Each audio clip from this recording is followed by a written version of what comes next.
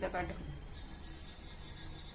மாவு அரைச்சிட்டு வந்தாச்சுங்க. பருப்பு, துவரம்பருப்பு, கடலப்பருப்பு, ஒரு காப்படி அரிசியும் பச்சரிசியும் புழுங்கரிசியும், ஒரு டம்ளர் பச்சரிசி, 1.5 டம்ளர் புழுங்கரிசி அரைச்சி எடுத்துட்டு வந்திருக்கேன்.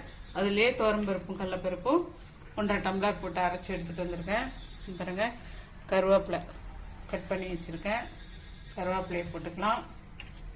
இப்போ அதில் கொஞ்சோண்டு சோம்பு பொடி, ஏற்கனவே சோம்பு அரைச்சி வச்சிருக்கேன், இருந்தாலும் நல்லது, வயிற்றுக்கு ஒன்றும் பண்ணாது. பாருங்க, மஞ்சள் பொடி,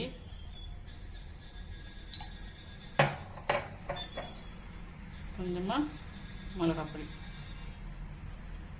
இதில் சோம்பு, பூண்டு, காஞ்ச மிளகா,